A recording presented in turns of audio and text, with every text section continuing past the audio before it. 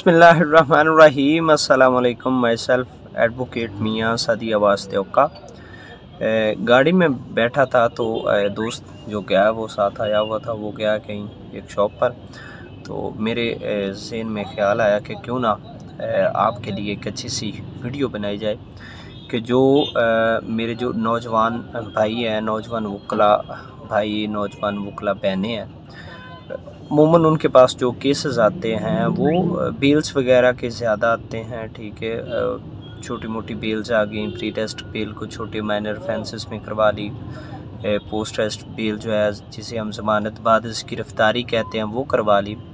उसमें जो बेसिक चीज़ है वो है कि आपने उसमें आर्गूमेंट कैसे करना है। ठीक है, अब आर्गूमेंट बहस करने का जो एक सिंपल और आसान और मुदब्बर तरीका है वो ये है कि अगर आप जो है वो मुल्ज़म की साइड से हैं, ठीक है, आपने पिटीशन फ़ाइल किया, आपने एप्लीकेशन फ़ाइल की है, तो फ़र्स्ट ऑफ़ ऑल आपने उस जो एप्लीकेशन है, जो FER है, ठीक है, उसको गौर से पढ़ना है। तकरीबन 3 से 4 मरतबा FER को गौर से पढ़ें। उसके बाद जो उसमें तारीख़, वक़्त, वक़ूआ और तारीख़ FIR है, ठीक है, उस दोनों को देखें कि उनमें डिफरेंस कितना है। ठीक है, इनके स्टोरी की डेट, वक़ूए की डेट और FIR की जो तारीख़ है उसमें कितने दिन की डिले है, कितने घंटों की डिले है, उसको चेक करें। ठीक है, उसके बाद आप देखें कि जो इस FIR में कौन कौन से ऑफेंसेस लगाए गए हैं, कौन कौन से जुर्म लगाए गए हैं, उन जुराइम्स के मुतलका सेक्शंस को पढ़ें, उनको देखें कि कौन सा जुर्म बेलेबल है, कौन सा जुर्म नॉन बेलेबल है, किस जुर्म की सज़ा कितनी है, आया कि इनमें से कोई ऐसा ऑफेंस है कि जो प्रोहिबिटिव क्लॉज में फॉल करता है या नहीं करता। ठीक है,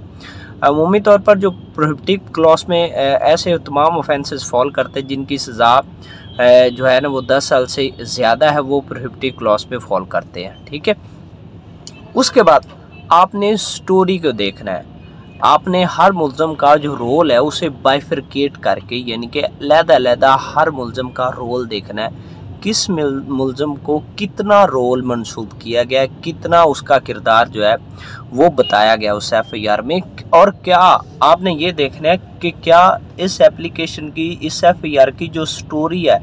उसके मुताबिक किसी जुर्म का इजाफा तो नहीं लगाया गया, कोई ज़ायद जुर्म तो नहीं लगाया गया, ये आपने देखना है। ठीक है, उसके बाद आपने देखना है कि मेडिकल,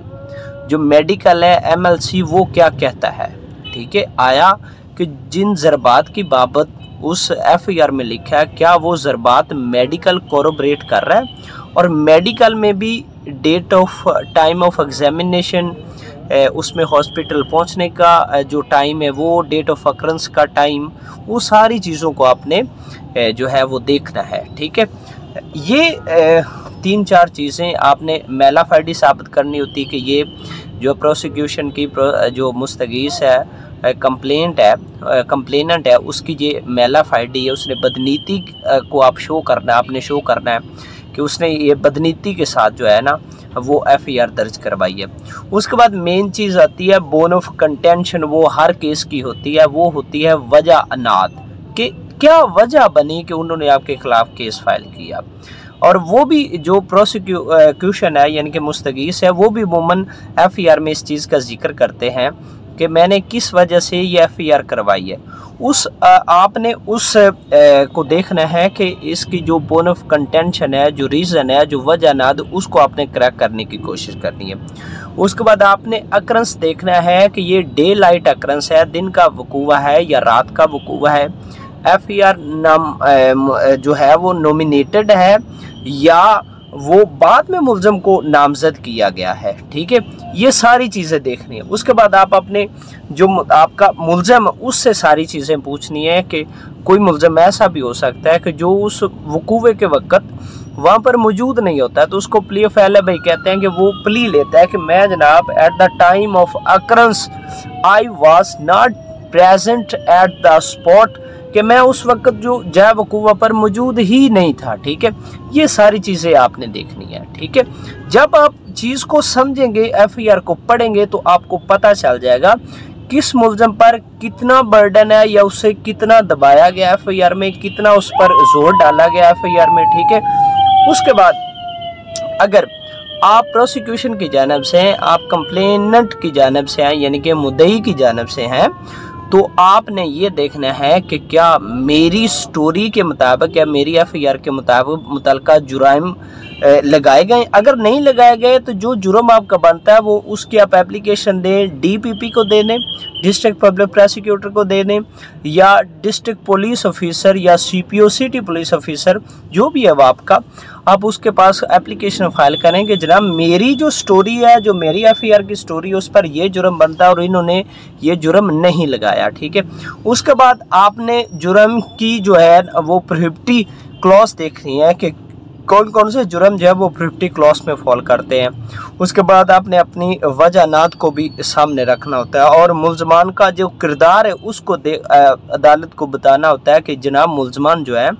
वो हार्डन्ड है, मुलजमान जो है उन्होंने हमारे साथ ज़्यादती की है,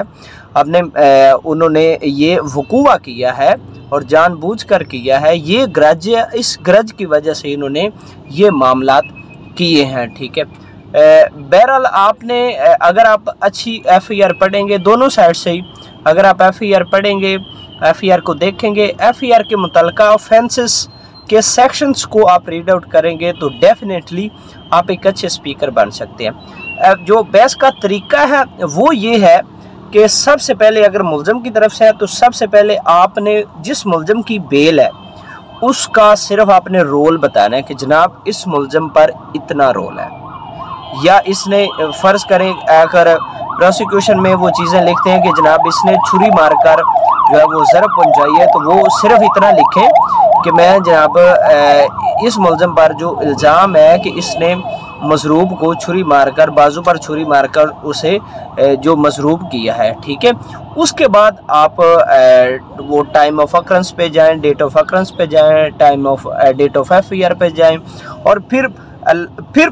पूरी स्टोरी जो है वो FIR की स्टोरी वो सामने रखें और फिर अपनी प्ली या अपने आपके पास कोई ऐसे डॉक्यूमेंट्स हैं तो उन चीज़ों को आपने जज साहब के पास पेश करना है। हमेशा जज साहब को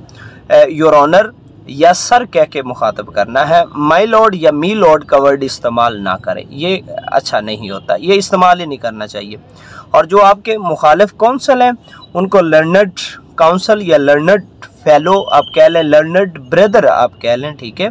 और आपने जब बात करनी है तो अपने मुखालिफ वकील से बात नहीं करनी, आपने सीधे जज साहब की तरफ आप चेहरा करके उनको मुखातब करके आपने जो भी बात करनी है वो जज साहब से करनी है, ठीक है। जो भी मामलात करने हैं वो जज साहब से अर्ज गुजार करने और अपनी बारी पर आपने बोलना है, ठीक है।